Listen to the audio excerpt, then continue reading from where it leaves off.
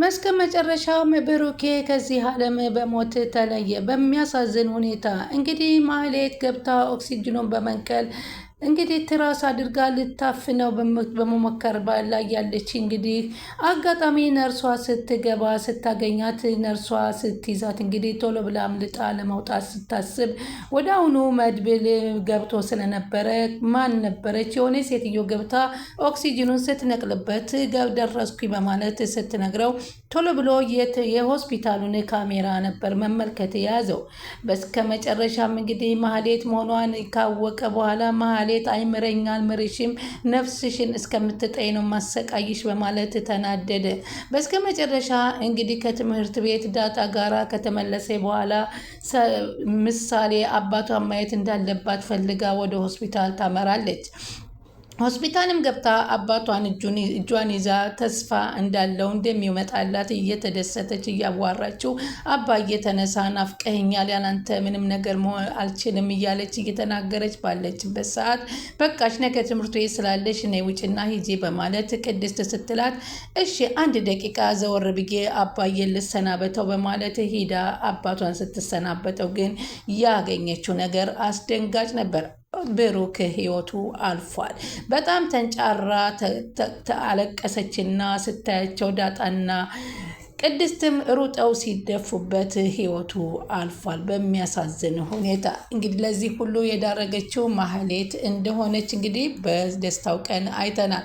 ማህሌት መቼም የማትማርና የማትለወጥ የማትሻሻል መሆኗን እያየንበት እስከ መጨረሻው እንግዲህ ለእኔ ይሆናል ብላ እንኳ ያሰበችው ለራሷ ማድረግ ሳትችል እንግዲህ ምሳሌና ቅድስትን ያለ እናትና ያለ ባል አስቀርታቸዋለች ማለት ነው። እሱም በሚያሳዝን ሁኔታ ለሱ ለወንድሙ ሲቆረቆር የነበረው ዛሬ እንደዚህ አይነት ሞት ላይ ሲያጋጥመው ብሩክ በጣም ያሳዝናል። ምንጊዜም ከዚህ በፊት እንግዲህ በር አንኳኩታ ቤቷ ውስጥ የገባችበትን ትውስታ እያስታወሰች ነበር። ምን ፈልገሽ መጣች ስትል ቅድስት ትላታለች። ሰሚኛለሽ ጊዜ ይፈጃል እንጂ ብሩክ የኔ ነው የማደርገው ድንቄም ያንቺ እያለች ስትናገራት፣ ስለዚህ ስለ አንቺ እንደውም በጣም ነበር የሰለቸሽ፣ በጣም ነው የጠላሽ፣ አይፈልግሽም ምናልሽ አንቺ ልክሽን የማታቂ እያለች ስትላት፣ ልክሽን የማታቂውማ አንቺ ነች ስትል ቅድስት ስትመልስላት፣ በር ላይ የተደባደቡትና የታገሉትን ከዛ በፊት የነበረውን እንግዲህ ትውስታ እያስታወሰች በፍጹም እንግዲህ በጣም ተደባድበውና ተራግጠው ተመታተው በፍጹም ግን መጨረሻ ላይ ያው ቅድስትን ጥላት እንግዲህ የሄደችውን አስታወሰቻትና በቃ ልቀቂኝ እባክሽ ልቀቂ እያለ ጸጉራቸውን የተነጫጩበትን ትውስታ ላይ ገብተው በማየት ሲሉ ከዛ በስከ መጨረሻ ታገኛታለሽ። ብሩክ ያንቺ ሊሆን አይችልም፣ መቼም የራሴ ነው፣ አንቺ ቁሜ ነው ተቀምጬ እያለች እንግዲህ ያለቻት ነበረ። በዚህን ሰዓት እንግዲህ ዳጣ በጣም ነበር የደነገጠችው። ብሩክ ድኖ ወደ ቤቱ ይሄዳል እንጂ እንደዚህ በሆስፒታል ይቀራል ብሎ ያሰበው የለም። ግን እሷ መቼም ከተንኮል እንደማትርቅ ተደጋግሞ ይነገረው ነበር። መድብል ግን በፍጹም እሷ ጤነኛ እንደሆነች እና እንደተሻሻለች እንደተቀየረች ነበር የሚያስበው። እንግዲህ እሱ ከቤት ልረፍ ብሎ በሄደበት ሰዓት ኤደን አፍ አውጥቼ አላስቸገርከኝ አላልከኝም እንጂ እኮ እያስቸገርኩህ ነው ስትል ትናገረዋለች። ምን እያልሽ ነው ኤደን የምትናገርን ታውቂያለሽ? አንቺ ወንድሜ እኮ ታሞብኛል እባክሽ። እሺ አሁን እኮ በስከ መጨረሻ ደግሞ ትጠጣለህ? መጠጥ ለምን ትጠጣለህ? እንግዲህ መድብል ራሱን በቃ የብሩክ መታመም በሱ ሰበብ መሆኑን ካወቀ በኋላ ደግሞ መጠጥ መሸሸጊያ አድርጎታል። እንደውም ዳጣም ሲገባ ሲሸታት እንዴ ምንድን ነው የምን አይነት አንድያህን ጨርሰው ሁሉንም ነው እንደጠጥተህ የመጣው? ጭራሽ ሽታ እኮ ይሸታል። እንዴት እንደዚህ ብለህ ሆስፒታል ልትመጣ ትችላለህ? መድብል ምን ነካህ? በማለት ነበረ የተናገረችው። እሱ ግን ጸጸቱ በመጠጥ የሚሄድለት ይመስል ጸጸቱ እንግዲህ ህይወቴን እንዴት እንደምነጥቃት ታያለሽ ይቺ ማህሌት ይቺን ጭራቅ የሆነ የሴትዮ ምን ማድረግ አለብን ትላለች ኤደን። እሷ ሁና ተገኘች እንዴ ስትለው፣ አዎ እሷ ናት፣ እኔም በጣም እኔ ነኝ ጥፋተኛ፣ እሷን ማመኔ እሷን አምኜ ወንድሜ እኮ ተው ብሎኝ ነበር፣ እኔ ሆንኩኝ የወንድሜ ምክንያቱ በማለት በጸጸት አለንጋ ይቀጣ ገባ። እሱም ከአንድ ብርቱ ሁለት መድኃኒቱ ይሻላል እባክህ እያለች ደግሞ ስትጠይቀውም ነበረ። እንግዲህ ኤደን እባክሽ አሁን በጣም ተጨናንቅ ያለው ወንድሜ ነገር እኔ ሁን ያለው ኃላፊነቱን መስኡልነቱን የልጁን ኃላፊነት ሁላ የምረዳው ከዚህ በኋላ ግን ምሳሌ በዚህ ልክ እንደዚህ እናትን ማጥታ አባት ታጣለ ብዬ አላሰብኩም ነበር። በእርግጥ እናቷን የምትተካ ምሳሌን ሰጥቷታል። ያቺ ቅድስትን ሰጥቷታል። ግን ቅድስትን ቢሆን አሁን አግብቼ ወልጄ እያለች የምትመኘውን ነገር አጥተዋለች። የሁላችንንም ልብ ሰብራን ነው የሄደችው በማለት ስለ ማህሌት ያናግራታል። ማህሌት በጣም ከፉ እንደሆነች ማህሌት ይሄ አልፎ እንግዲህ ያ ተሬ የሚባለውን ሰው ደግሞ በተራዋ ለማማለል እያለች ስትጠጋው እባክሽ ራቅ በይልኝ እንዴ እኔ ነኝ ታርጋ ማደርግ ሳትቀድመኝ እኔ መቅደም አለብኝ በማለት ተነግረዋለች።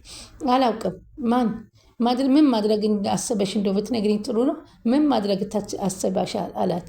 ምንም አንተ የመድብል ተቆርቋሪ ሆነህ ቀረ ማለት ነው እያለች ትጠይቅ። የማያስጨንቀው ነገር እኮ ነው የሚያስጨንቅሽ እንዴ ደጋግሜ እኮ ነግሬሻለሁኝ አላት ተሬ።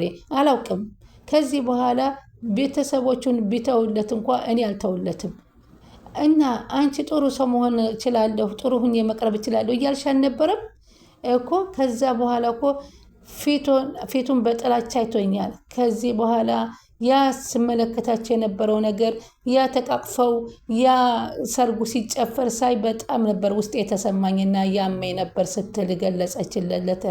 ግን አንቺ በስሜት የሚወሰን ነገር አደጋ አለው።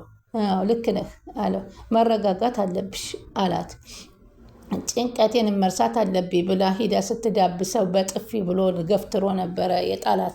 ሰላም ወደ ቻናል የተከታታዮች ሰላማችሁ በያላችሁበት ይብዛ። ለቻናላችን አዲስ ሆናችሁ ሰብስክራይብ፣ ላይክ፣ ሼር እያደረጋችሁ አበረታቱ። ምሳሌ ቀጣይ ፓርቲ ዘመተና በዚህ ፓርት በጣም የሚያሳዝን ነው። ብሩኬ እንግዲህ በተመረዘው መርዝ መሰረት እንግዲህ በአፈነችው በትራስም አፍና ደግሞ ጭራሽ ልትገለው ስትል ነርሶቹ ደርሰው እንግዲህ የፈርስት ኤጅ ሰጥተውላት በጣም ተሽሎታል እየተባለ አገግሟል እየተባለ እየታየ ባለበት ሰዓት ነበረ እንደዛ ያደረገችው። በካሜራም ስትም ሲመለከታት መድብል እሷ መሆኗን ካወቀ በኋላ እመኝኝ አልምርሽም ማህሌት አንቺን ስጋሽን ዘልዝዬ ነው የምሰቅለው በማለት ተናዷል። ድሮም እኔ ነኝ አንቺን ማመኔ ተው ብሎ የነበር ወንድሜ በማለት እንግዲህ እየተጸጸተ ነበረ።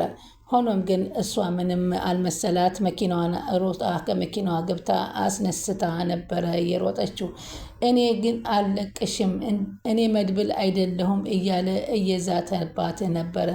ያንም አልፋ እንግዲህ ከዛም በኋላ ደግሞ ተመልሳ ወደ እንትኑ ሄዳ ነበረ። ማለትም ወደ ካሊብ ሙሲሲ ከካሊብ ሙሲሲም ጋር ሄዳ ያልኩሽም የሽን ማሽን የማታስጨርሽ ከሆነ ግን አንቺን ነው የሚጨርስሽ እያለ እሱም እየጀመረሽውን መጨረስ የማይችል ሁላ ቀርፋፋ ነው እኔ ቤት እየተሰበሰበ የሚቀመጠው አሳየሻለሁ፣ አንቺም ጊዜሽን ጠብቄ አንተም ተሬ እያለ ተሬንም እሷንም እያስጠነቀቃቸው ይገኝ ነበረ። እሷ ግን በፍጹም ኃላፊነቴን እወጣለሁ እያለች ነበር ስትለፈልፍ የነበረው። መድብል በጣም ነው በማህሌት እየተበሳጨው የተናደደው። እመኒ ማህሌት እመኒ እያለ መኪና ውስጥ ራሱ ልትገባ ስትል ሩጦ ቶሎ ብለህ ንዳው በማለት ነበር ፈጥና መኪናውን አስነስታ የሮጠችው። እሱ ግን በጣም ነበረ በሩጫ እየሮጠ ግን የመኪናና የእግር ሩጫ እኩል አይሆንምና አመለጠችው። ግን መድብል እመኑኝ መቼም ማህሌትን አያጣትም። ነገስ ጥሬ ስጋዋን ነው የሚያበላት እንጂ በጭራሽ አይተዋትም። እንግዲህ ዳጣን ደግሞ ምግብ ሄዳ ከኤደን ቤት እየበላይ ምን ጨምረሽበት ነው ምግብሽ የሚጥመው ስትላት ዳጣ ጨምሬበት ነው ስትል ወይ ጉድ አንቺ ደግሞ አሁንስ ወቁኝ አልሽሳ አለቻት። ወቁኝ አልሽሳ ያለሽ እንዲ አለቻት። ግን አንቺና መድብል ደግሞ ምንድን ነው ግንኙነታችሁ በማለት ጠይቃታለች። ወቀጣውና አልኩሻ ኧረ ከራሴ ውረጅ ምን አደረግኩሽ እኔ ከራስሽ ላይ መች ወጣሁብሽ አለቻት። ዳጣም ኤደንን ደግሞ የመድብል ላይ ወረድ በይ ደግሞ አንቺም አለቻት። ምን እንግዲህ አይመስለኝም የሆነ ነገር እንዳለ ጠርጥሬ ያለው በማለት ነበረ የተናገረቻት። እና እንግዲህ ማነው ብሩኬ በሚያሳዝን ሁኔታ ህልሙን ሁሉ ልጅ ወልዶ ሳይስምና ሳታረግዝ ቅድስትም ወልጄ ልጆች አባት አድርጌህ እህት ሰጥቻት ወንድም ሰጥቼ እያለች ለምሳሌ ስትመኝ የነበረውን አጨልመውባታል ማለት ነው።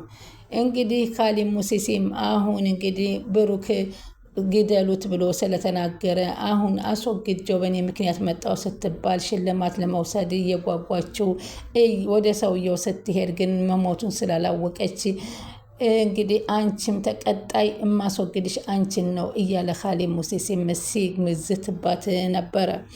እንግዲህ ተባብረን ሁላችንም በደንብ ሁላቸውንም ያልከንን ሚሽን እናካሂደዋለን አለችው። የያዛችሁትን ተልኮ ቶሎ ብላችሁ ማሳካት አለባችሁ። እኔ ሰለቸኝ ወሬ ነው፣ ያለዛ እንደዝና ታገኙታላችሁ በማለት 2-3 ደጋግሞ ነገራቸውና ሂዱ እናሳኩ ብሎ ነበረ ያስወጣቸው። ማህሌት ግን አለቀላት። እውነት ብሩክ ህይወቱን አጥፍታ እሷ መድብል እያልፋታል ማለት ዘበት ነው። እንግዲህ ቻናሉን ስለምትከታተሉን ከልብ እናመሰግናለን። የብሩክ ሞት በጣም እያሳዝናል ማለት ነው።